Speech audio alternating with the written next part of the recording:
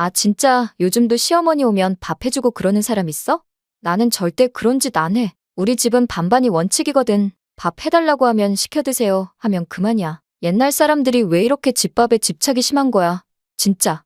문이 살짝 열려 있었고 며느리는 친구인 듯한 사람과 통화 중이었습니다. 어머님, 나쁘진 않은데 고지식하고 좀 유별나시지. 그냥 주면 주는 거지. 뭘 그렇게 생색을 내셔. 아들이 결혼할 때 해준 순금 반지와 직접 고른 이불 한 채. 그건 선물이 아니라 정성과 진심이었습니다. 내가 직접 해준 것들을 유세라고 비아냥거리는 목소리. 그건 참을 수 없었습니다. 저거 한번 크게 망신을 줘야겠구나. 지난 봄에 있었던 일인데 아직도 가끔 생각하면 웃음이 나오면서도 많은 생각이 드는 경험이었습니다. 저는 올해 65된 평범한 어머니입니다. 저는 혼자 경기도 외곽에서 조용히 살고 있고 아들은 결혼해서 서울에 살고 있습니다.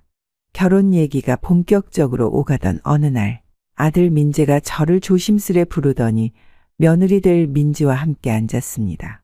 조금은 긴장된 얼굴로 말을 꺼냈죠.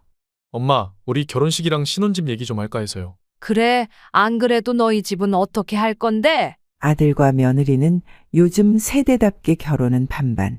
처음부터 그렇게 정리된 분위기였습니다.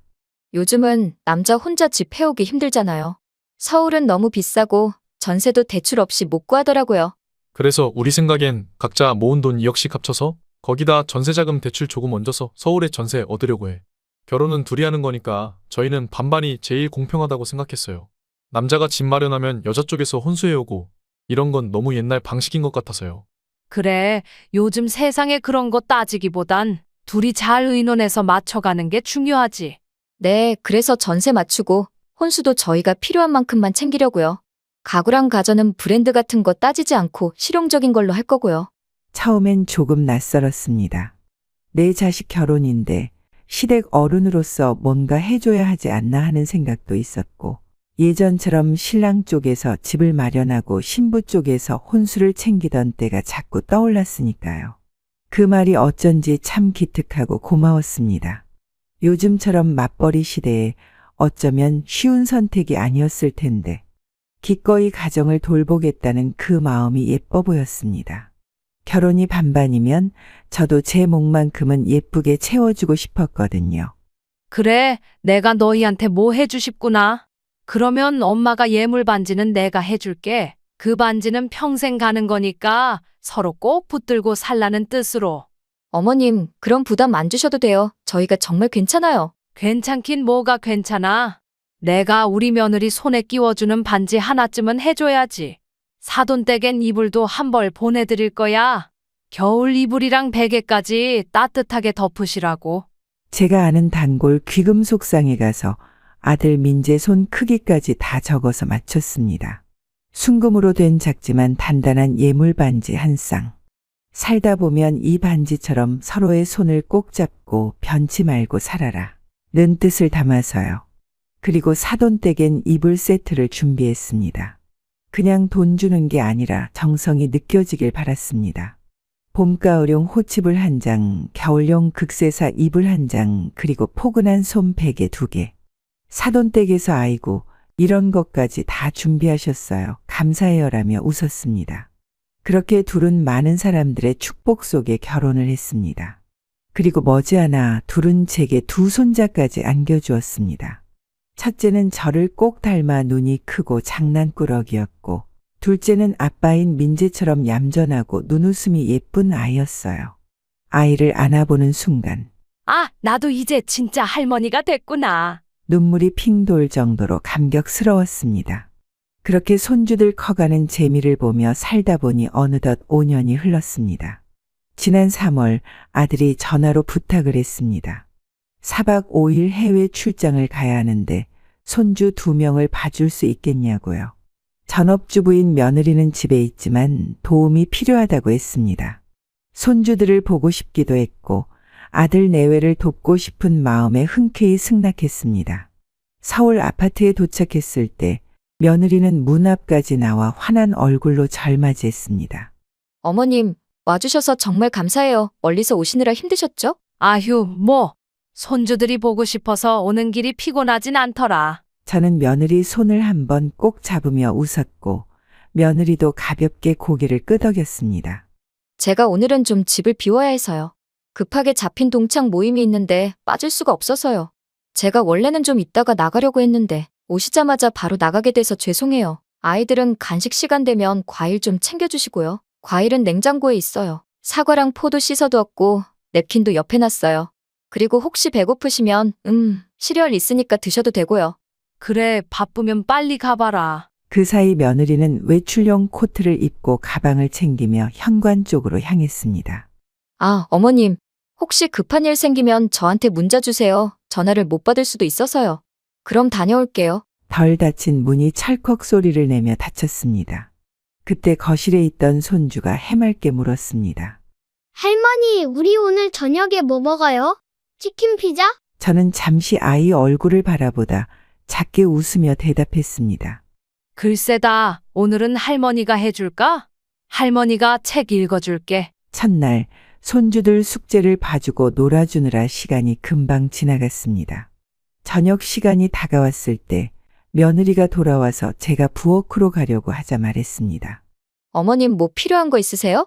응, 이제 저녁 시간이니 애들 밥 해먹여야지. 어머님, 저희는 보통 배달 음식 시켜 먹어요. 결혼할 때 남편과 집안일은 반반하기로 약속했거든요. 전업주부인데도 이런 말을 하는 며느리가 의아했지만 저는 아무 말도 하지 않았습니다. 그러더니 제 의견도 묻지 않고 배달 앱을 열어 치킨을 주문했습니다. 하루쯤은 괜찮다고 생각했죠. 하지만 다음 날도 그 다음 날도 상황은 똑같았습니다. 아침엔 식탁 위에 놓인 시리얼 박스와 우유가 전부였고 점심과 저녁은 어김없이 배달 앱이 전담했습니다. 어머님, 점심은 뭐 드시고 싶으세요? 며느리는 스마트폰을 손에 쥐고 부엌 식탁에 앉으며 물었습니다. 저는 혹시나 하는 마음에 조심스럽게 말을 꺼냈습니다. 어제는 분식 먹었으니까 오늘은 집에서 밥 좀 해먹는 게 어때? 며느리는 휴대폰 화면에서 눈도 떼지 않은 채 대답했습니다. 에이, 어머님, 요즘은 다들 이렇게 살아요. 배달 음식 종류도 워낙 다양하잖아요? 오히려 해먹는 게 귀찮죠. 아무리 그래도 애들 먹는 건데 배달만 시켜 먹는 건 좀 그렇지 않니? 제가 조심스레 덧붙이자 며느리는 눈썹을 살짝 치켜 올리며 웃었습니다. 요즘 아이들 입맛은요, 오히려 배달 음식에 맞춰져 있어요. 요리도 아무나 하는 게 아니고요. 저는 불 앞에 오래 있는 거 잘 못해요. 뭐, 라면이나 계란 후라이 정도는 할 수 있는데, 그래도 맛은 없어요. 하, 예전에는 말이지 밥에 된장국만 있어도 그게 최고였는데 아이들이 자꾸 짜고 기름진 음식만 먹으면 건강이. 요즘은 그 정도 짠맛 안 하면 애들이 잘 안 먹어요. 저는 그제서야 며칠 전 들었던 며느리의 반반 결혼 이야기가 다시 떠올랐습니다. 근데 민지야, 너 지금 전업주부잖니? 집에 있는 시간도 많고 아이들이 어리니까 가끔은 집밥도 해줘야지. 그러자 며느리는 잠시 말을 멈추더니 휴대폰을 테이블에 내려놓고 저를 바라봤습니다. 어머님, 저도요. 하루 종일 애들 챙기고 전업주부라고 시간이 남아도는 건 아니에요. 그건 알지. 그래도 어른이 오셨는데 밥 한 끼 정성껏 대접해야 하는 거 아니니? 어머님, 시대가 달라졌잖아요. 요즘은 시어머니 오셔도 편하게 계시게 하는 게 며느리의 센스예요. 괜히 부엌에서 땀 뻘뻘 흘리는 모습, 요즘 누가 원하겠어요. 그냥 이따 저녁엔 중식 어때요? 깐풍기 좋아하세요? 저는 말없이 손주들을 바라봤습니다. 소파에 앉아 핸드폰 게임을 하고 있는 아이들, 그리고 아침부터 계속 배달 봉투로 채워지는 음식물 쓰레기통. 가슴 한켠에서 묘한 씁쓸함이 올라왔습니다. 그날 점심은 짬뽕과 탕수육이었고 저녁은 또다시 프랜차이즈 치킨이었습니다. 부엌은 거의 사용한 흔적이 없었고 냉장고에는 우유와 과일, 몇 가지 간식거리만 있었습니다. 전업주부라면 집안일과 식사 준비가 주요 역할인데 손주들이 배고프다고 하면 냉동 만두를 데워주거나 라면을 끓여주는 정도가 전부였습니다. 하루 종일 집에 있으면서도 정작 집안일은 하지 않는 것 같았습니다. 매일 밤 며느리는 소파에 앉아 핸드폰을 보거나 TV를 보며 시간을 보냈습니다.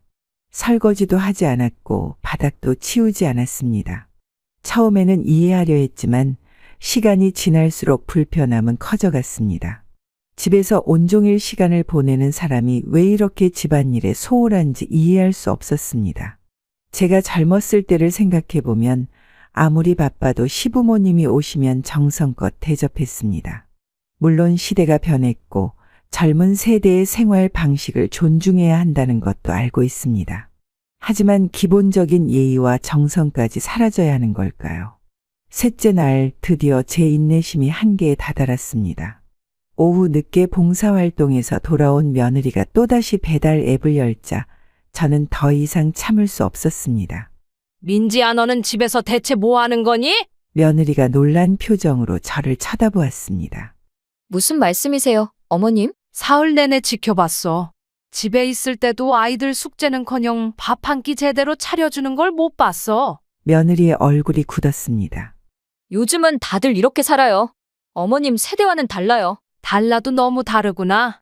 애들 밥도 그렇고 그럼 내 남편 밥도 안 차려주니? 우리 아들이 밖에서 힘들게 일하고 왔는데 밥이랑 국 정도는 챙겨줘야지. 그렇게 매일 배달 음식 시켜 먹이는 가정주부가 어디 있어? 쌓였던 감정이 홍수처럼 쏟아져 나왔습니다. 며느리의 눈에 눈물이 고였지만 저는 멈출 수 없었습니다. 나 때는 시어머니 오시면 정성껏 대접하는 게 며느리 도리였어. 너는 전업주부면서 나보고 배달 음식이나 시키라고? 내가 여기 왜 왔는지 생각해봐. 너를 돕기 위해서 온 거야. 그런데 도움은커녕 내가 너의 집안일까지 다 하고 있잖아. 잠시 침묵이 흘렀습니다. 며느리는 입술을 깨물며 말했습니다. 저도 나름대로 바빠요. 학부모 모임도 있고 봉사활동도 있고. 그래, 내가 하는 일들이 중요하지. 하지만 가정이 더 중요하지 않니? 아이들, 남편, 그리고 이 가정이? 요즘은 여자들도 자기 시간과 공간이 필요해요. 옛날처럼 희생만 하고 살 수는 없어요. 그럼 왜 전업주부를 선택한 거야? 네가 직장 다니면서 바쁘다면 이해라도 하지. 그러자 며느리 민지는 깊은 한숨을 쉬며 소파에 등을 기대고 팔짱을 꼈습니다. 어머님, 저희 결혼도 반반으로 했잖아요. 청소랑 분리수거는 남편이 하고 저는 빨래랑 육아를 해요. 사실 애 둘 돌보는 게 훨씬 힘든 거 아시죠? 하지만 남편은 직장 다니니까 저희는 이 정도면 반반이라고 합의 본 거예요. 민지는 마치 세상 누구보다도 당당하다는 표정으로 말을 이어갔습니다. 예전처럼 남자가 집이라도 해왔으면 모를까. 저도 제 돈 다 털어서 전세 맞췄고 혼수도 저희가 알아서 했고요. 그래서 저 더 이상 희생하고 싶진 않아요. 밥 한 번 하려면요? 애들 둘 챙겨서 마트 가야죠? 카트 밀고 재료 사서 집에 와서 정리하고 손질하고 요리하고 먹고 나면 또 설거지해야죠. 하루가 다 가요. 그게 어머님 마음에 안 드실 수는 있지만 솔직히 너무 고지식하신 거 아니에요? 민지는 불쾌한 듯 입술을 삐죽 내밀며 휴대폰을 들여다봤습니다. 그날 밤이었습니다. 아이들을 재워놓고 잠시 방에서 쉬려던 저는 거실에서 들려오는 며느리의 통화 소리에 발걸음을 멈췄습니다. 문이 살짝 열려 있었고 며느리는 친구인 듯한 사람과 통화 중이었습니다. 무심코 듣게 된 말은 그동안 제가 참고 넘겼던 것들을 한순간에 터뜨려 버렸습니다. 아, 진짜 요즘도 시어머니 오면 밥 해주고 그러는 사람 있어? 나는 절대 그런 짓 안 해. 우리 집은 반반이 원칙이거든. 밥 해달라고 하면 시켜 드세요 하면 그만이야. 옛날 사람들은 집밥을 왜 이렇게 좋아하는 거야, 진짜. 그렇게 먹고 싶으면 집에 가서 실컷 먹지. 그 말에 저는 차가운 물을 끼얹은 것처럼 서 있던 자리에 굳어버렸습니다. 그리고 이어진 말. 어머님? 나쁘진 않은데 고지식하고 좀 유별나시지. 반지도 하나 해주시고 이불도 보내셨는데 그걸 아직도 유세처럼 말하시더라니까? 그냥 주면 주는 거지. 뭘 그렇게 생색을 내셔. 그 순간 제 가슴 어딘가에서 뚝 소리가 났습니다. 순금 반지와 직접 고른 이불 한 채. 그건 선물이 아니라 정성과 진심이었습니다. 그 마음을 유세라 부르고 고지식하다고 비웃는 말은 참을 수 없었습니다. 다음 날 아침 저는 단 한마디 말도 하지 않은 채 짐을 쌌습니다. 이건 아니다. 이건 정말 선을 넘은 거다. 며느리가 밥 한 끼 안 해준 것까지는 참을 수 있었습니다. 입버릇처럼 반반 결혼 운운하며 남편에게도 시가해도 책임을 나눠야 한다는 말까지도 요즘 세대니까 이해하려 했습니다. 하지만 내가 들은 그 통화, 내가 직접 해준 것들을 유세라고 비아냥거리는 목소리. 그건 참을 수 없었습니다. 그거 한번 크게 망신을 줘야겠구나. 그리고 바로 그날 저녁 작은 노트를 꺼내 앉았습니다. 결혼 당시 내가 해준 모든 것들. 신혼반지의 시세부터 사돈댁에 보낸 이불 세트, 혼수 맞출 때 얹어준 금전적인 도움까지. 그래, 반반이 원칙이라지? 그럼 나도 반만 회수하자. 나는 바로 법률상담소에 연락했고 며느리 앞으로 보낼 내용증명서를 작성하기 시작했습니다. 반만 줬다며 입을 털었으니 반만 돌려받는 것도 그들 방식대로 공평하겠지. 그리고 일주일 뒤 며느리 앞으로 내용 증명 한 통이 도착했습니다. 본인은 귀하와 귀하 남편의 결혼 당시 다음과 같은 혼수를 일방적으로 제공하였음. 공정과 형평에 따라 본인도 반만 회수코자 하오니 아래 물품을 일주일 이내 착불 택배로 발송 바람. 신혼반지 1개, 호치불 1장, 베개 1개. 미발송 시 민사 조정 절차로 넘어갈 수 있음을 사전 고지함. 며느리는 택배를 열어보다 말고 테이블 위에 놓인 한 장의 종이를 집어들었습니다. 고개를 갸웃하며 읽기 시작하더니 점점 입가에 헛웃음이 번졌습니다. 뭐야, 이게 어머님이 진짜 보내신 거야? 그녀는 기가 막힌 듯 웃음을 터뜨렸습니다. 턱을 괴고 의자에 털썩 주저앉더니 한 손으로 이마를 짚었습니다. 아니, 어머님이 노망나셨어? 진짜? 반지를 돌려달라고. 이불을 반만 보내라고. 코웃음을 치며 말을 중얼거리던 그녀는 휴대폰을 들었다가 잠시 망설였습니다. 진심은 아니겠지. 그냥 농담처럼 쓰신 거겠지. 하지만 다시 종이를 뚫어지게 바라보는 그녀의 눈썹이 꿈틀거렸습니다. 고개를 절레절레 흔들면서도 그녀는 이미 전화를 누르고 있었습니다. 어머님, 이게 진짜예요. 내용 증명까지. 응, 너도 결혼 반만 했잖니? 나도 반만 회수할게. 남은 건 내 아들한테 준 거니까 걱정 마라. 어머님, 너무 유치하신 거 아니에요? 이건 어머님이 그냥 주신 거잖아요. 제가 언제 달라고 했나요? 결혼은 반반이라며. 예의도 반, 도리도 반, 정성도 반. 그럼 받은 것도 반 돌려줘야지. 그게 네 논리잖아? 어머님, 그 정도 가지고 너무 민감하게 반응하시는 거 아니에요? 요즘은 다 그렇게 살아요. 이런 걸로 시끄럽게 하면 오히려. 나는 매일 아들한테 전화 받아. 그 아이 매일 퇴근하고 애들 씻기고 먹이고 재운다고 하더라. 네가 힘들다는 건 알아. 그런데 그 모든 걸 핑계 삼아 시댁 무시는 안 되는 거야. 장난 아니니까 꼭 보내도록 하거라. 신혼반지 한쪽이랑 이불 반 세트랑 베개 1개. 그거 못 보내면 내가 받으러 갈 거니까. 뚝. 통화는 일말의 여지도 없이 끊겼습니다. 며칠 뒤 아들과 통화를 하던 중이었습니다. 늘 그렇듯 평일 저녁 늦은 시간, 아이들 재우고 난 뒤에야 겨우 연락이 닿았죠. 엄마, 요즘은 좀 괜찮으세요? 그래 뭐. 너야 애들 돌보느라 더 힘들지. 오늘은 좀 일찍 들어갔니? 응. 민지랑 애들이 내일 행사 준비 때문에 바쁘다고 해서 좀 도와주고 왔어. 행사? 아, 그 민지 동생 아기 돌잔치 있잖아. 다음 주 주말에. 민지가 거의 주최자야. 뭐 장소도 자기가 정하고 돌상도 직접 고르고. 다음 주? 민지 말로는 뭐 가족끼리 조용히 하겠대. 민지네 엄마랑 아빠, 동생네 부부, 우리도 가고. 그 말에 나는 가만히 고개를 끄덕였다. 그래, 사돈댁 행사구나. 왜요? 아니야. 그냥 갑자기 생각나서. 그렇게 통화는 끝났지만 저는 알아버렸습니다. 사돈댁 큰손주의 돌잔치, 서울 강남의 고급 뷔페 오른 화사한 꽃장식과 풍선으로 가득했고 양가 친척들과 손님들로 북적이며 연신 웃음소리가 터져나왔습니다. 행사의 주인공인 아이는 전용 돌상 앞에서 사진을 찍고 있었고 며느리는 그 옆에서 손님 한 명 한 명을 반갑게 맞이하느라 정신이 없었습니다. 그 모습만 보면 오늘 이 자리의 실질적인 주최자가 누구인지 단번에 알 수 있었습니다. 그때였습니다. 뷔페홀 입구 쪽 자동문이 부드럽게 열리며 한 사람이 조용히 그러나 당당하게 들어섰습니다. 단정한 재킷에 은은한 진주 브로치를 단 고운 머리결을 단정히 묶은 중년 여인이었습니다. 한 손에는 종이 쇼핑백, 다른 손에는 작게 접은 내용증명 복사본이 들려 있었습니다. 미소를 띤 얼굴엔 약간의 여유로움까지 스며 있었습니다. 며느리의 친정 어머니는 한쪽에서 인사를 받으며 웃고 있었고 아들은 손님들과 악수를 나누며 행사 진행을 돕고 있었습니다. 하지만 며느리는 입구 쪽에서 홀로 입장하는 저희 모습을 보자 그녀의 얼굴이 스르르 굳었습니다.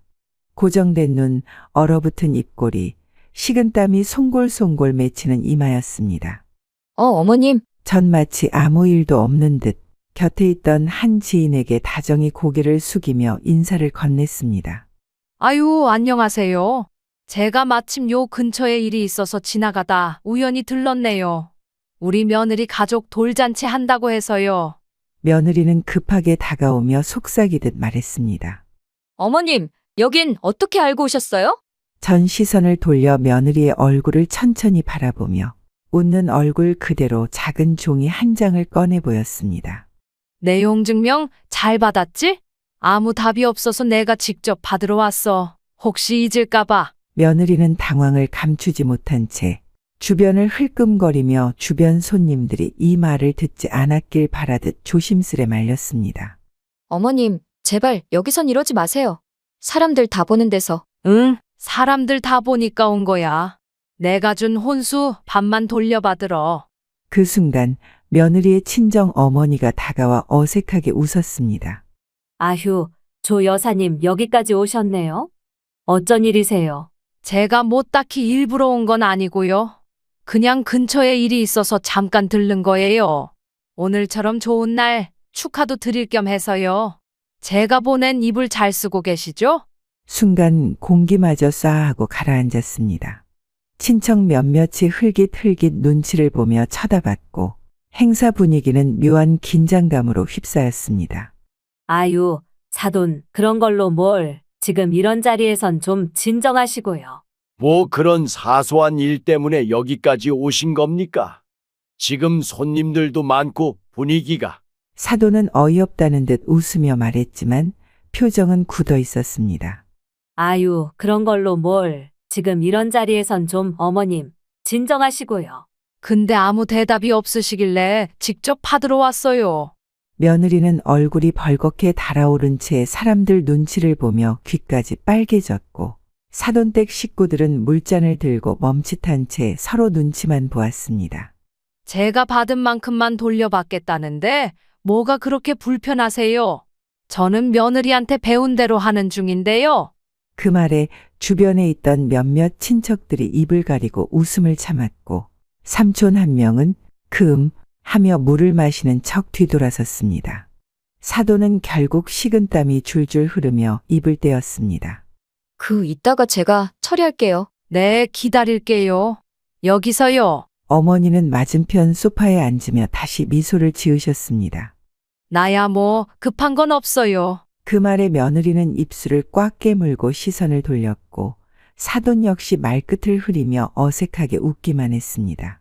그러자 잠시 후 아들이 다급한 걸음으로 어머니에게 다가왔습니다. 엄마 제발, 알겠으니까 지금은 좀 돌아가 주세요. 엄마 마음도 이해하고 무슨 얘기 하시고 싶은지도 다 알아요. 그런데 엄마 좀 가만히 있어 주세요. 그래, 네가 정 그렇다면 가줄게. 너한텐 망신 주기 싫으니까. 며느리는 결국 행사 끝나기 전 사라졌고 사돈은 진땀을 흘렸으며 행사장을 나갈 때는 아예 고개도 들지 못하고 인사도 하지 못한 채 나갔습니다. 어머님, 오늘은 조금 당황스러웠어요. 그래도 공적인 자리에선 자제해 주셨으면 좋았을 텐데요. 앞으로는 서로 깔끔하게 했으면 좋겠어요. 오해 없으시길 바랍니다. 딱 봐도 사과인지 핀잔인지 모를 말투. 다음 날 아침 며느리는 친정 어머니의 전화에 놀라 잠에서 깼습니다. 예, 사돈 정신이 나간 거 아니야? 아니, 남의 돌잔치에서 이불이랑 반지 달라고 대놓고 말하는 사람이 어딨어? 그걸 내용 증명까지 보냈다고? 너 내가 어제 얼마나 창피했는지 알아? 진짜 얼굴을 못 들고 다니겠어. 엄마, 나도 진짜 미치겠어. 어머님이 좀 괴짜잖아. 그냥 집에 계시지. 굳이 거기까지 기어이 와서 그 말까지 할 줄은 몰랐지. 그래서 너는 왜 초대도 안 한 사람을 그런 자리에 오게 만들었니? 아니, 나도 몰랐다니까 오빠가 전화하다가 말한 걸 들으셨나 봐. 반지 하나, 이불 세트 하나, 그게 뭐라고. 민지야, 너희 시어머니 설마 밥 안 해줬다고 지금 그 난리 치는 거니? 듣자 하니까 어머님 서울 와서 며칠 지내고 가셨다며? 그때 네가 밥 한 번 안 해줬다고 지금 이불이랑 반지 내놓으라니 그게 정상이야? 그렇게까지 삐치실 줄은 몰랐지. 그게 어느 집 문화야? 무슨 법정이야? 진짜 이해를 못 하겠네. 그러니까 차라리 전화 한 통을 하시든가 문자라도 주시든가. 왜 꼭 사람 많은 데서 창피를 줘야 속이 시원하신 건지. 며느리는 서운한 마음에 남편에게 얘기했습니다. 그러자 남편도 냉정하게 말했습니다. 너 어머니한테 문자 보냈다며. 반반이니 어쩌니 그 말투 아직도 못 고쳤어?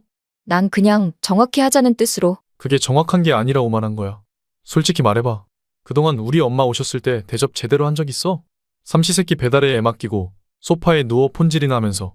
반반이 그렇게 좋으면 내가 받은 것만큼은 돌려줘야 하는 거 아니야? 진짜 당신까지 왜 그래? 그래 우리 엄마도 좀 극단적으로 나오셨어. 하지만 넌 왜 매번 그렇게 말투가 건방지냐? 건방지다니? 나 그냥 정확하게 말한 거라고. 반반이니 뭐니 그 말투. 엄마는 무시당한 느낌 받았겠지. 지금까지 엄마가 우리 도와준 건 생각 안 해? 그건 자기가 부탁해서 온 거잖아. 내가 밥 안 해준 건 맞지만 그게 그렇게 잘못이야? 그럼 우리 어머니가 평소에 반찬도 보내주시고 너 산후조리원 갔다 와서 몇 달 동안 같이 애 봐주신 건 왜 당연하게 받은 건데. 그때 장모님은 허리 아프다고 애들 봐주지도 않으셨어. 근데 우리 엄마는 말 한마디 없이 와서 아기 기저귀도 갈아주고 밤에 일어나서 울면 너 대신 안아주셨잖아. 민지는 입을 꼭 다물었습니다. 남편의 말이 끝나지 않았습니다. 넌 그걸 당연하게 여겨. 당신은 늘 반반이라면서 왜 받은 건 반반 이상이고 줄 땐 계산적으로 굴어? 말이라도 좀 곱게 하지. 민지야, 나니까 이렇게 말하는 거야. 다른 사람이었으면 벌써 등 돌렸어. 며느리는 말을 잇지 못했습니다. 눈가에 눈물이 맺혔지만 그날의 장면들이 생생하게 떠올랐습니다. 반반이란 말로 가볍게 넘겼던 것들이 자신을 무너뜨리고 있다는 걸 이제야 깨달았습니다. 어머님, 지난 일 죄송합니다. 그땐 제가 철이 없었습니다. 늦었지만 용서해 주세요. 앞으로는 제대로 뵙고 인사드리겠습니다. 며느리가 보낸 문자였습니다. 그래, 반이라도 진심이면 그걸로 됐지. 며느리는 내 생일이라며 조심스레 자신의 집으로 초대했습니다. 이제는 무슨 음식을 시켰을까? 어떤 간단한 디저트를 준비했을까? 하는 생각이 먼저 들었기에 솔직히 큰 기대는 하지 않았습니다. 하지만 현관문을 열고 들어선 순간 저는 숨을 잠시 멈출 수밖에 없었습니다. 코끝을 간지리는 고소하고 달큰한 냄새, 익숙한 향들이 복도 깊숙이 번져 있었습니다. 집안은 어수선했습니다. 싱크대에는 설거지할 그릇이 쌓여 있었고 조리대 위엔 잘게 썬 야채들과 양념통이 뒤섞여 있었습니다. 두 손에는 방금 불을 끈 냄비와 접시가 들려 있었고 눈은 바삐 식탁과 시계를 오가며 분주하게 움직이고 있었습니다. 그런데도 제 모습을 발견하자마자 며느리는 환하게 웃으며 다가왔습니다. 어머님, 오시느라 고생 많으셨어요. 오늘 생신이라고 제가 한번 제대로 차려보고 싶었어요. 앉아 계세요. 제가 얼른 준비해 드릴게요. 그 말 한마디에 저는 순간 말문이 막혔습니다. 식탁 위에는 금세라도 먹음직스럽게 담길 준비가 된 반찬들이 놓여 있었습니다. 윤기가 자르르 흐르는 갈비찜, 당면과 채소가 알맞게 섞인 잡채, 그리고 보글보글 끓고 있는 미역국까지. 모두 제가 익히 알던 그러나 한동안 받아보지 못했던 정성의 흔적이었습니다. 비록 주방은 엉망이었지만 그 어지러운 공간 속에서 손을 놀리던 며느리의 모습은 어느 고운 생일 꽃보다도 더 따뜻하고 눈부셨습니다. 어머, 이거 다 언제 준비한 거니? 잡채도 직접 한 거야? 이 갈비찜은 양념까지 다 한 거니? 세상에, 미역국까지. 며느리는 쑥스러운 듯 머리를 뒤로 넘기며 조용히 웃었습니다. 입술에 묻은 간장 자국을 급히 닦으며 고개를 숙였습니다. 좀 힘들긴 했어요. 잡채가 생각보다 재료 손질하는데 손이 많이 가더라고요. 갈비도 한번 태울 뻔했고요. 사실 저 이런 거 처음 해보는 거예요. 인터넷에서 레시피 보면서 따라했는데 생각보다 시간이 훨씬 오래 걸렸어요. 그녀는 식탁 반대편 의자에 앉으며 제 눈을 조심스럽게 마주쳤습니다. 제가 어머님께 죄송한 게 좀 있어요. 그동안 저희한테 많이 신경 써주시고 명절에도 항상 음식 챙겨주시고 저희 부부 사이도 조심스레 배려해주시고. 근데 저는 그런 어머님 마음을 잘 못 받아들이고 좀 무심하게 대했던 것 같아요. 그 말에 저는 순간 가슴이 뭉클해졌습니다. 저도 솔직히 처음엔 이해 못했어요. 그런데 지나고 보니까 어머님도 서운하셨을 만하더라고요. 제가 너무 일방적으로 생각했더라고요. 요즘 시대엔 다 이렇게 하잖아 그런 식으로요. 그동안 못해드린 거 조금이라도 갚고 싶었어요. 나는 그 말을 듣고 가슴이 찡해졌습니다. 그동안 미운 마음, 서운했던 기억들이 스르르 풀리는 것 같았습니다. 민지야, 이렇게 정성껏 준비해줘서 고맙구나. 그 말에 며느리는 머쓱하게 웃으며 고개를 숙였습니다. 어머님 맛있게만 드시면 돼요. 나는 며느리가 떠준 미역국을 한 숟가락 떠올렸습니다. 그때였습니다. 엄마, 나왔어. 차가 너무 막혀서 늦었어. 냄새 뭐야? 잡채야? 아들은 거실로 들어서자마자 눈을 크게 뜨고는 주방을 둘러보았습니다. 그리고는 식탁 가득 차려진 상을 보곤 믿기지 않는다는 듯 웃음을 터뜨렸습니다. 와, 이게 다 뭐야? 이거 민지가 한 거야? 진짜? 응, 어머님 생신이니까 내가 해봤어. 대박이네. 우리 엄마 생일상 이렇게 정성껏 차려드린 거 처음 아니야? 아들은 놀란 얼굴로 나를 바라보더니 살짝 농담조로 말을 덧붙였습니다. 엄마, 감동하셔야겠어요. 며느리가 생신상까지 차렸으니까. 며느리는 환하게 웃었고 아들은 앞치마를 벗겨주며 그녀의 등을 토닥였습니다. 식탁에 둘러앉은 우리는 잡채와 갈비찜, 미역국을 천천히 나눠 먹었습니다. 서툴지만 정성 가득한 음식은 입안에서 부드럽게 퍼졌고 세 사람의 대화와 웃음소리는 조용한 주방을 따뜻하게 채워갔습니다. 그리고 몇 년 후 아들은 좋은 여자와 만나 결혼을 하겠다고 했습니다. 엄마, 이번에 만나는 사람이랑 결혼하고 싶어요. 그래? 그 아가씨는 어떤 사람이니? 엄마도 좋아하실 거야. 정말 착하고 생각도 깊고 무엇보다 엄마를 꼭 뵙고 싶다고 했어요. 김 씨는 순간 가슴이 두근거렸습니다. 그토록 애지중지 키운 아들이 드디어 가정을 꾸린다니 기쁘면서도 한편으로는 뭔가 벅찬 감정이 밀려왔습니다. 그래서 김 씨는 기꺼이 자신의 아파트까지 내어주기로 했습니다. 결혼을 앞둔 어느 날 김 씨는 아들과 예비 며느리를 집으로 초대했습니다. 거실 탁자 위에는 미리 준비한 따뜻한 차와 과일이 놓여 있었고 김 씨는 한껏 상기된 얼굴로 아들과 예비 며느리를 맞았습니다. 엄마, 오늘 이렇게 따로 부르신 이유가 뭐예요? 아들은 궁금하다는 듯 물었고 예비 며느리도 옆에서 조심스레 김 씨를 바라보았습니다. 김 씨는 미소를 지으며 두 사람을 바라보다가 조용히 입을 열었습니다. 우리 아들 그리고 며느리 될 사람이 이제 새 가정을 꾸리는데 엄마가 가만히 있을 수 없지 않겠니? 두 사람은 의아한 표정을 지으며 김 씨의 말을 기다렸습니다. 그래서 말인데 너희가 신혼을 시작할 곳을 내가 미리 준비해뒀단다. 아들과 예비 며느리는 순간 김 씨를 멍하니 바라보았습니다. 네? 엄마, 그게 무슨 말씀이세요? 정말요, 어머님. 엄마가 작은 신축 아파트를 하나 마련해 두었어. 이제 너희가 새 출발을 해야 하니 더 넓고 깨끗한 곳에서 시작하는 게 좋을 것 같더구나. 오늘 가서 같이 한번 둘러보자꾸나. 예비 며느리는 깜짝 놀라며 눈을 크게 떴습니다. 어머님, 정말요? 저희한테 집까지 준비해 주신 거예요? 예비 며느리는 그 자리에서 벌떡 일어나 김 씨의 팔을 살포시 잡으며 눈을 반짝였습니다. 어머님, 저는 정말 어머님 같은 시어머니를 만나게 된 게 행운이에요. 이렇게까지 신경 써주시다니 너무 감동이에요. 그녀는 김 씨의 팔에 꼭 붙어 애교 섞인 목소리로 말을 이어갔습니다. 이윽고 세 사람은 차를 타고 새 아파트로 이동했습니다. 신축 아파트 단지에 도착하자 깨끗하게 정돈된 단지와 반짝이는 건물 외관이 눈에 들어왔습니다. 김 씨가 문을 열고 안으로 들어서자 아들과 예비 며느리는 감탄하며 집안을 둘러보았습니다. 거실은 널찍했고 커다란 창문으로 햇살이 가득 들어오고 있었습니다.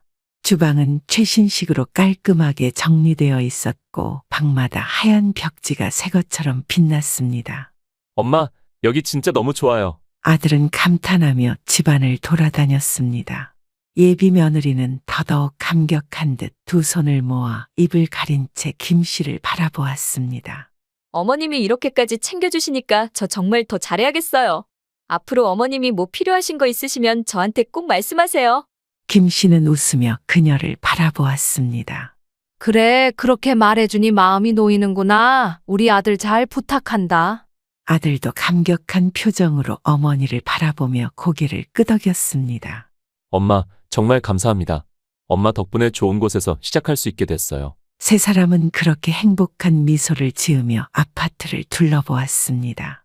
이 순간만큼은 모든 것이 완벽해 보였습니다. 김 씨는 어느 날 오랜만에 아들과 며느리의 집을 방문하기로 했습니다. 결혼 후 두 사람이 어떻게 살아가고 있는지 궁금하기도 했고, 새 집을 마련해 준 만큼 잘 정착했는지 보고 싶은 마음도 컸습니다. 신혼부부가 깨끗하고 아늑하게 가정을 꾸리고 있을 거라 기대하며, 김 씨는 한 손에는 과일 바구니를, 다른 한 손에는 직접 만든 장조림과 반찬 몇 가지를 들고 현관 초인종을 눌렀습니다. 현관문이 열리자 며느리가 반갑게 웃으며 인사를 건넸습니다. 어머님, 웬일이세요? 갑자기 연락도 없이 오시고. 김 씨는 미소를 지으며 집 안으로 들어섰습니다. 그러나 집 안에서 새어나오는 퀴퀴한 냄새의 순간 당황했습니다. 거실에서는 어디서 퍼지는지 모를 신내가 희미하게 났고, 주방 쪽에서도 이상한 음식 냄새가 섞여 떠돌고 있었습니다. 그러나 주방에 들어서자마자 눈앞에 펼쳐진 광경에 말문이 막혔습니다. 싱크대에는 설거지가 산더미처럼 쌓여 있었습니다.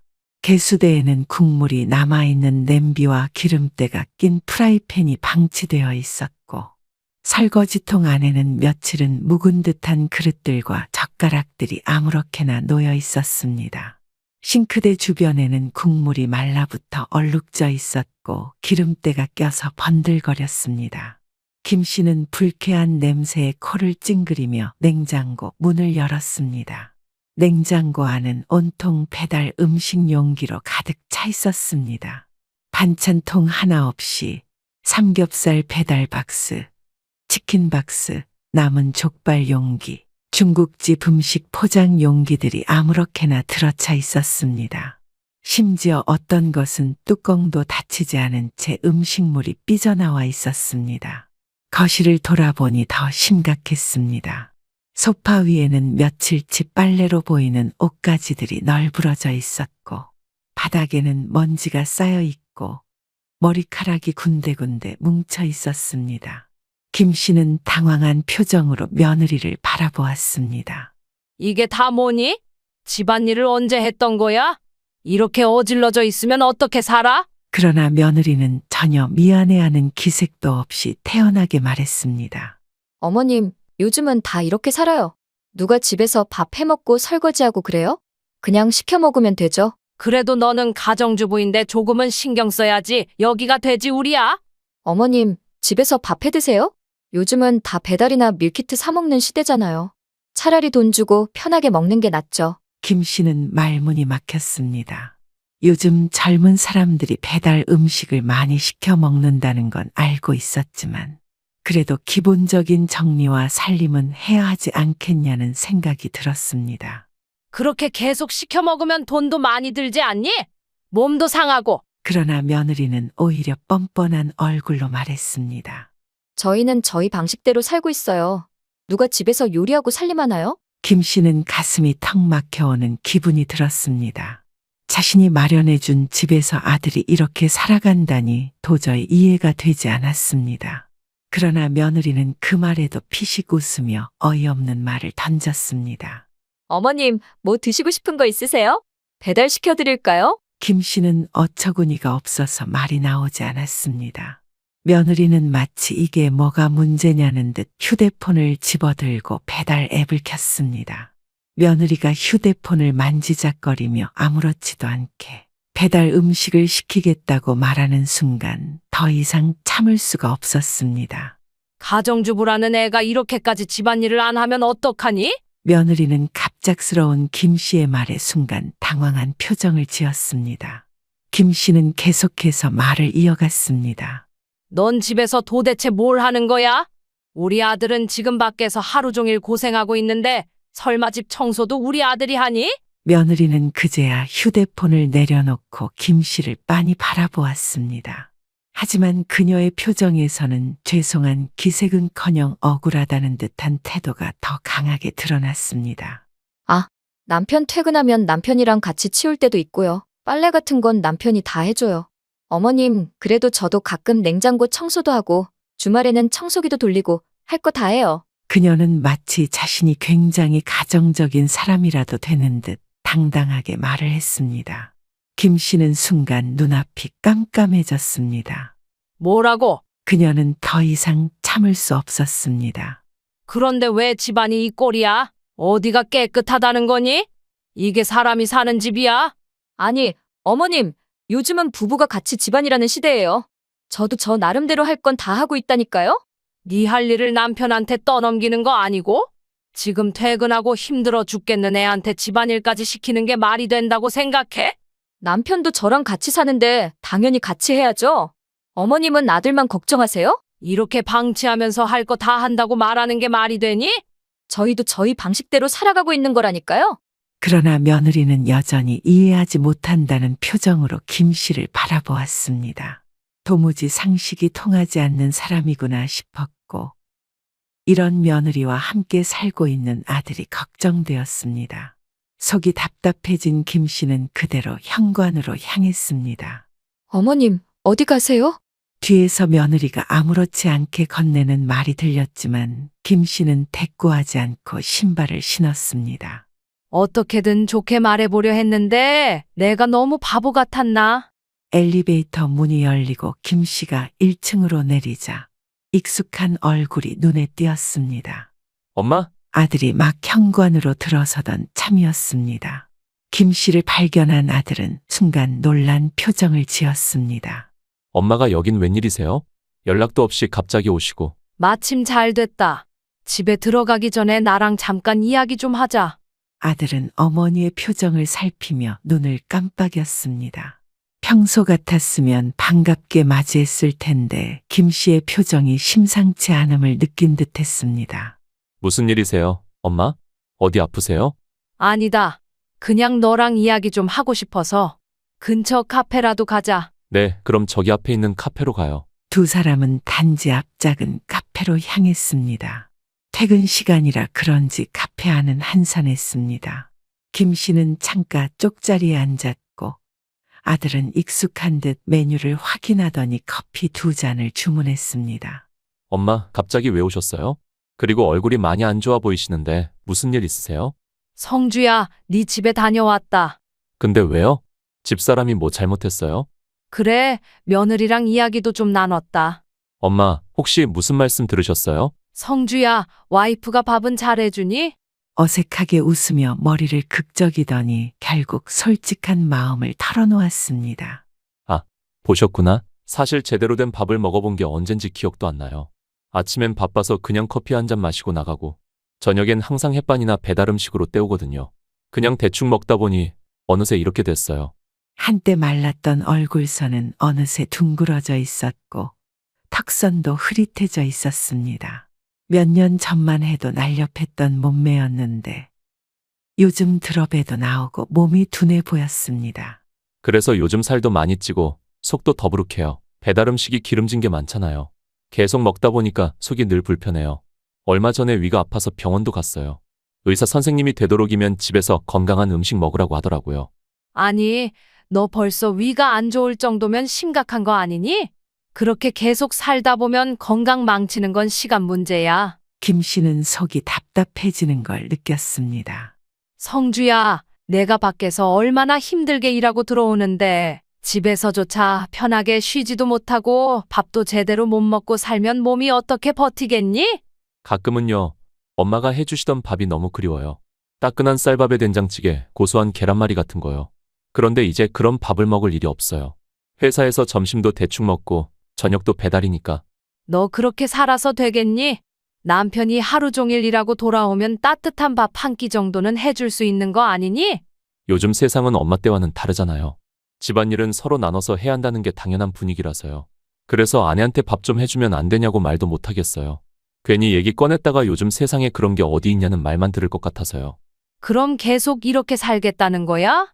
아들은 대답하지 못했습니다. 그는 이미 자기 생활이 버겁고 힘들다는 걸 알고 있었습니다. 하지만 어떻게 해결해야 할지 몰랐고 그게 당연한 건가 싶어 해서 외면하고 있었던 것입니다. 이제라도 다시 생각해봐야 한다. 성주야, 너 그렇게 참고 산다고 다 되는 게 아니야. 아들은 깊은 한숨을 쉬며 무겁게 고개를 끄덕였습니다. 김 씨의 말이 뼛속 깊이 와닿았기 때문이었습니다. 아들이 집 앞에 도착해 문을 열자 진한 튀김 냄새가 코를 찔렀습니다. 현관에 들어서니 거실 테이블 위에는 갓 배달된 치킨 박스와 콜라가 놓여 있었고 소파에 앉아 있던 며느리는 넉넉한 표정으로 아들을 바라보며 말했습니다. 왔어?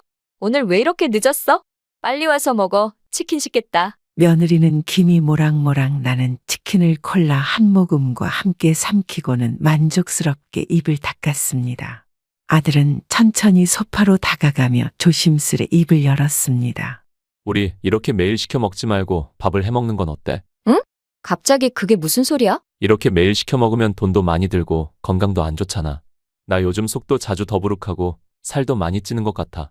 며느리는 치킨을 다 먹고 나서 손을 털고 콜라를 한 모금 마시더니 심드렁한 표정으로 아들을 바라보았습니다. 그래? 먹고 싶으면 오빠가 해서 먹어. 나는 요리 못하니까. 아들은 며느리의 태도에 순간 말문이 막혔습니다. 아들은 며느리를 바라보며 속으로 깊은 한숨을 내쉬었습니다. 아들은 며느리가 치킨을 뜯으며 TV를 보던 중 아무렇지 않게 말을 꺼내는 순간부터 속이 울렁거리는 기분이 들었습니다. 오빠, 근데 생활비가 부족해. 좀 더 줘. 며느리는 마치 당연하다는 듯 아무런 고민 없이 말을 뱉었습니다. 생활비가 또 부족하다고? 아들은 지그시 인상을 찌푸리며 며느리를 바라보았습니다. 그는 매달 400만 원 넘는 생활비를 꼬박꼬박 주고 있었습니다. 웬만한 가정에서 한 달 생활하는데 충분하고도 남을 금액이었습니다. 하지만 며느리는 매달, 아니, 수시로 돈이 부족하다고 말하며 생활비를 더 요구했습니다. 도대체 돈을 어디에 쓰는 거야? 뭐긴 뭐야. 생활비지. 요즘 물가가 얼마나 올랐는데. 그러니까 내가 저녁이라도 좀 해서 먹자고 하는 거잖아. 그러면 돈도 아끼고 얼마나 좋아. 나도 아껴서 쓰고 있다고. 요즘 마트 가면 알잖아. 장 보는 것도 예전 같지가 않다니까. 뭐 하나 사려면 돈이 훅훅 나가는데 나보고 어쩌라고. 나는 뭐 집에서 놀고만 있는 줄 알아? 며느리는 억울하다는 듯 입을 삐죽이며 대꾸했습니다. 그는 아무 말도 하지 않고 자리에서 일어났습니다. 그는 침대에 몸을 눕히며 천장을 바라보았습니다. 이 결혼 생활이 점점 자신을 옥죄어 오고 있다는 걸 이제야 조금씩 깨닫고 있었습니다. 그 시각 김 씨는 깊은 고민에 빠져 있었습니다. 아무리 요즘 시대가 바뀌었다지만 기본적인 가사일조차 외면하는 것은 문제가 있다고 느꼈습니다. 한참을 망설이다가 며느리의 번호를 눌렀습니다. 몇 번의 신호음이 울린 후 며느리가 전화를 받았습니다. 어머님? 무슨 일이세요? 김 씨는 차분하지만 단호한 목소리로 말을 꺼냈습니다. 내가 다음 주에 장을 봐서 갈 테니까 밥하는 방법이랑 청소하는 방법을 알려줄게. 모르면 배우면 된다. 전화기 너머에서 며느리가 잠시 말이 없었습니다. 그러다 곧 시큰둥한 목소리로 대답했습니다. 아, 네. 알겠어요. 며느리의 반응은 마지못해 수락하는 듯했지만 김 씨는 신경 쓰지 않았습니다. 어차피 처음부터 쉽게 받아들일 거라고 기대한 것도 아니었습니다. 그리고 약속한 날이 되었습니다. 김 씨는 아침부터 장을 보러 시장에 나갔습니다. 신선한 채소와 고기, 국거리 등을 사고 반찬을 만들 재료도 꼼꼼히 챙겼습니다. 이제라도 며느리에게 제대로 된 살림법을 가르쳐야겠다는 마음이 강했습니다. 장을 본 후 김 씨는 한 손에 장바구니를 들고 아들네 집으로 향했습니다. 현관 앞에 도착해 초인종을 눌렀습니다. 그러나 아무런 반응이 없었습니다. 김 씨는 잠시 고민하다가 며느리에게 전화를 걸었습니다. 신호음이 몇 번 울리더니 며느리가 전화를 받았습니다. 나 지금 너희 집 앞인데 아무도 없구나. 아, 어머님, 갑자기 친정 엄마가 아프셔서요. 잠깐 와 있어요. 김 씨는 순간 헛웃음이 나올 뻔했습니다. 목소리에서부터 거짓말이라는 게 느껴졌습니다. 그래? 사돈이 편찮으시다니 가봐야지. 그런데 나는 너희 집까지 왔으니 들어가서 기다릴게. 천천히 오거라. 어머님, 굳이 그러실 필요까지는 없어요. 저 언제 갈지도 모르고요. 내일이 될 수도 있고. 괜찮다. 나는 다 늙은이가 급한 게 뭐가 있겠니? 나 신경 쓰지 말고 천천히 오거라. 김 씨는 한숨을 내쉬며 손에 든 장바구니를 단단히 쥐고 비밀번호를 눌렀습니다. 문이 열리자마자 집안에서 익숙한 냄새가 퍼졌습니다. 배달 음식이 쌓인 냄새, 환기가 제대로 되지 않아 텁텁한 공기, 그리고 여기저기 쌓여있는 먼지 냄새가 뒤섞여 있었습니다. 김 씨는 깊은 한숨을 내쉬며 장바구니를 식탁 위에 내려놓았습니다. 도대체 이 집은 언제쯤 사람 사는 집처럼 될까? 김 씨는 손을 걷어붙이고 냉장고 정리를 시작했습니다. 오래된 음식들을 하나씩 꺼내버리고 닦을 수 있는 부분은 깨끗이 닦았습니다. 남아있는 반찬통을 하나씩 정리하며 자신이 가져온 신선한 식재료들을 냉장고에 넣었습니다. 이렇게라도 정리해 놓으면 적어도 우리 아들이라도 제대로 된 밥 한 끼는 먹겠지. 김 씨는 그렇게 한참을 냉장고 정리에 몰두하다가 문득 아들의 옷을 정리해 주기로 마음먹었습니다. 김 씨는 양복을 집어들고 손으로 가볍게 털었습니다. 이것도 다려줘야겠다. 우리 성주가 출근할 때라도 제대로 된 옷을 입어야지. 김 씨는 다리미를 찾게 하기 위해 서랍장을 열었습니다. 그 순간 서랍 안쪽 밑바닥에 뭔가 낀 듯한 느낌이 들었습니다. 이게 뭐지? 김 씨는 손을 깊숙이 넣어 안쪽을 더듬었습니다. 그리고 얇은 종이 뭉치 같은 것이 손끝에 닿았습니다. 꺼내보니 그것은 다름 아닌 카드 명세서와 대출 내역서였습니다. 김 씨는 순간 이상한 기분이 들었습니다. 혹시나 하는 마음으로 종이를 하나씩 펼쳐보았습니다. 이게 뭐야? 그녀의 손끝이 떨리기 시작했습니다. 피부과 네일 회원권 170만 원, 브랜드 외투 120만 원, 주부 대출 1천만 원, 생활비 대출 500만 원. 김 씨는 눈을 몇 번이고 깜빡이며 내역서를 다시 살펴보았습니다. 믿기 어려운 금액들이 가득 적혀 있었습니다. 아들이 매달 400만 원 넘는 생활비를 보내주고 있는데 그 돈이 다 어디로 갔는지 궁금했던 김 씨는 이제야 그 답을 알게 되었습니다. 성주는 이렇게까지 고생하며 돈을 벌어오는데 며느리는 이걸로 명품을 사고 피부과를 다니고 회원권을 끊고 있었다고. 무엇보다 충격적인 것은 대출 내역이었습니다. 생활비 대출이 무려 2천만 원, 그리고 주부 대출까지 3천만 원. 김 씨는 온몸이 떨렸습니다. 모든 대출은 며느리 본인 명의로 되어 있었습니다. 김 씨는 잠시 동안 멍하니 서서 종이를 내려다보았습니다. 이걸 성주는 알고 있을까? 김 씨의 머릿속은 복잡해졌습니다. 아들이 이런 사실을 알고도 모른 척하고 있는 것인지 아니면 완전히 속고 있는 것인지 알 수 없었습니다. 하지만 한 가지 확실한 것은 이대로 두어서는 안 된다는 것이었습니다. 김 씨는 아들이 퇴근하자마자 기다렸다는 듯 서류 뭉치를 내밀었습니다. 엄마, 왜 그러세요? 무슨 일 있어요? 김 씨는 서류를 식탁 위에 탁 내려놓으며 단호하게 말했다.